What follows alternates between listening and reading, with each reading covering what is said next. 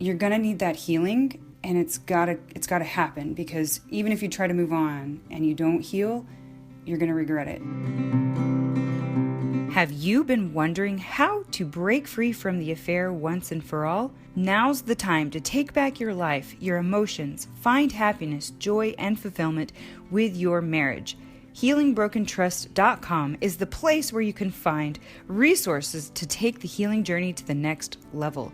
You'll find incredible resources for every stage of your affair recovery journey.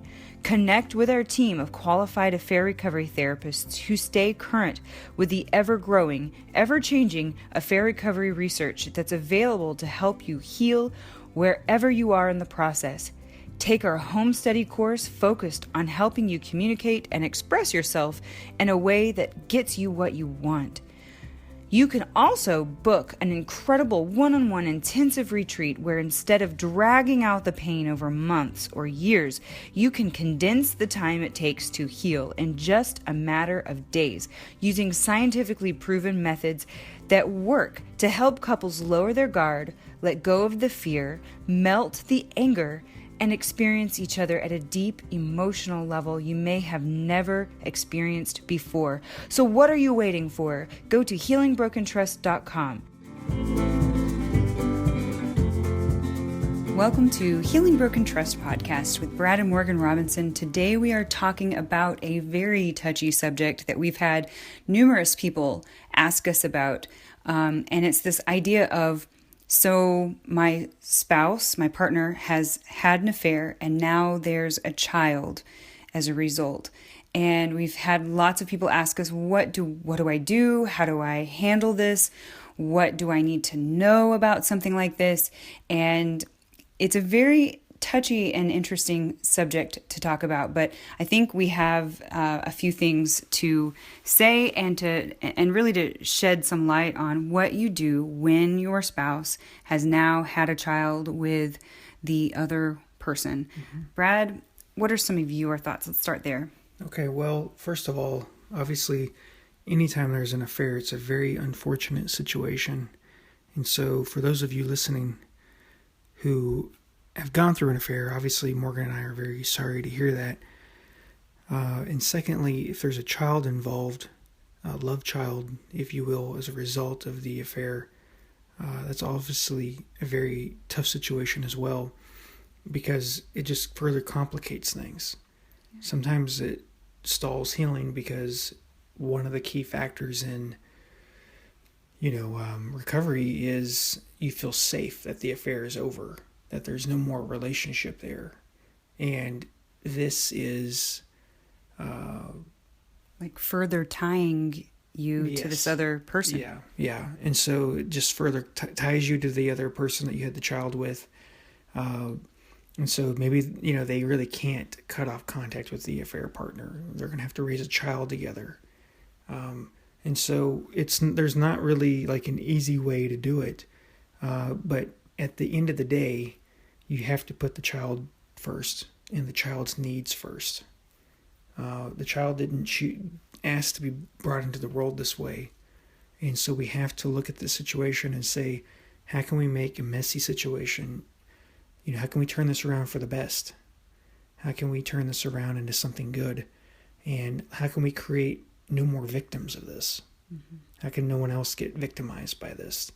And so you have to really make sure that child doesn't become a victim of the affair. Right. And that may mean really just being a bigger person, swallowing your pride, your humiliation, and being a bigger person. Now, if you already have kids and then this happens with someone else, obviously you're going to need a lot of therapy. There's no reason to skip out on therapy. That's a totally legitimate time to go get help and help the whole family work through this, because younger children, older children are going to be affected by this, and they're going to be really confused and have feelings of betrayal. They probably would even feel betrayal. Yeah. Now they have a new sibling that's not between mom and dad, and they too will be tied to this person for the rest of their life. Yeah. Yeah, they're going to also have feelings of betrayal and wonder, kind of, what did I do wrong? And so because they're going to feel betrayed as well. And that's what people ask is, what did I do wrong? But you really have to put this new baby's needs first and interest first. It's going to require you to be a bigger person to be able to do that. And that means you're going to have to, if you're the one who's been injured and betrayed and this is not your child, it's very humiliating to stay with someone after that. But there's a lot of people that continue to do it. I haven't worked with anybody personally through this, but I knew someone once where it was a mixed race child where the wife had an affair with an African-American man, and they were very mature in how they dealt with it. The father, who was the father of the family, the husband and wife stayed together, and the wife had the baby and kept the baby, and he raised the child as his own. And it was a mixed race baby, and I saw one of the family photos. And I asked who's this? And she said, this is my sister, and explained the story to me. Yeah. And so that was an example of a very mature couple who worked through a lot of hard issues, because as you could imagine that, the father in that scenario would have been triggered every time he saw the baby. But he realized, this is not this baby's fault. The child didn't choose to be born into the world this way. And they were able to turn a very bad situation into something very good. Yeah. And so life-giving, for sure. Yeah, very life-giving, very life-affirming. And so you have to put the child's interest first. You've got to be a bigger person. And you've got to understand that the betrayer may have a very strong loyalty to the affair partner, because they may have to they probably will stay in contact with the affair partner. So in that situation, I think it's very, it's a good time now to talk about the sort of boundaries that a couple in this situation would want to put up.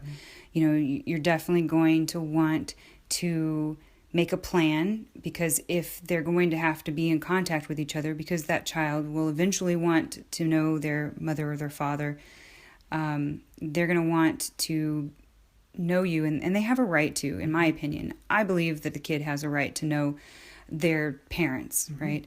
So in that case, those boundaries, what sort of boundaries might you suggest? Well, that's a good question, Morgan. I think the best piece of advice I could give on this is you have to have strict boundaries. We're only discussing this child.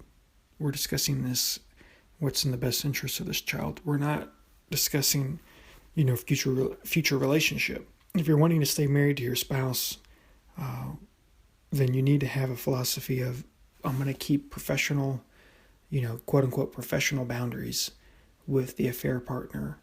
And we're going to only discuss and have contact when it comes to the child. We're not going to discuss other things other than raising this child.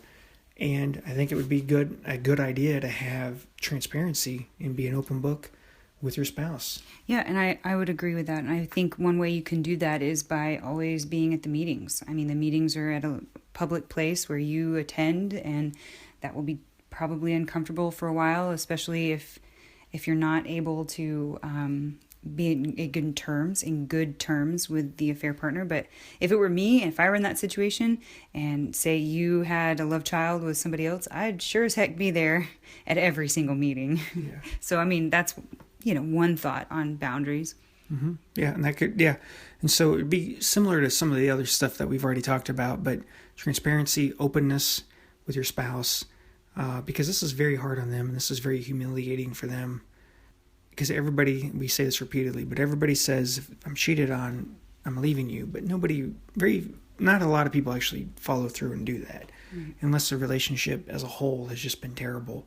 And this is the final straw that broke the camel's back. Then people will leave. But you have to put that child's needs first. Right. And so you have to keep healthy boundaries with the affair partner, the child's mother. And you just have to do a lot of therapy and work through those wounds and really work on communication. It's going to take a lot. And you have to realize, you have to give each other a lot of understanding. If you're the one who, has a love child, I can't think of a better term. So that's very, I don't know if that's a terrible term, but that's not an unfortunate term. But if you're the one who has that child, please be very considerate of what your spouse or partner is going through.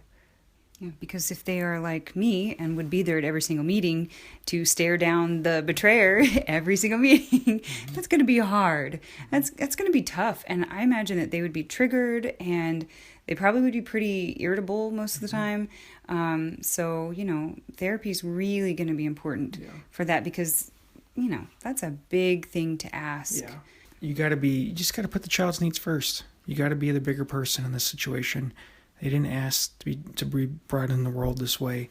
And those first few years are so critical that you've really got to get it right. And you got to put their needs first. And that's what being a parent is about. That's what being an adult is about. It's about thinking about the next generation and being there for them and supporting them, whether they're your child or not. Yeah, and you can't hold sorry, Morgan, but if you're not healing in a healthy way, the way you need to be, shame on you if you hold it against that child. If you have hatred or resentment or bitterness, or you neglect that child because they are so uncomfortable for you, that's really, I think, a failure if you do that. I think it's a gross failure on your part if you do that. You're taking out your baggage on a person. Someone who's helpless and who can't defend themselves. And really, you need to be directing it towards your spouse or or someone else. Mm-hmm. And you got to work through that. And this is a totally legitimate time to get therapy. Don't be cheap and think I can't afford it. You can't afford not to get it. That's right. Yeah, because if you think about it like this too. Even if you decide that, no, this is too much for me, I can't handle this, this is not going to work for me, which I think a lot of people would also genuinely say, I understand that. But if you decide, okay, I can't stay in this relationship, I can't do this, I can't go and be triggered every day or every week or every month or whatever, however long you meet with this person. If you cannot do that, then consider the fact that even if you decide to leave, that pain, that bitterness, that resentment, that fear, that anger, whatever you take with you is going to go with you into the next relationship. Mm-hmm.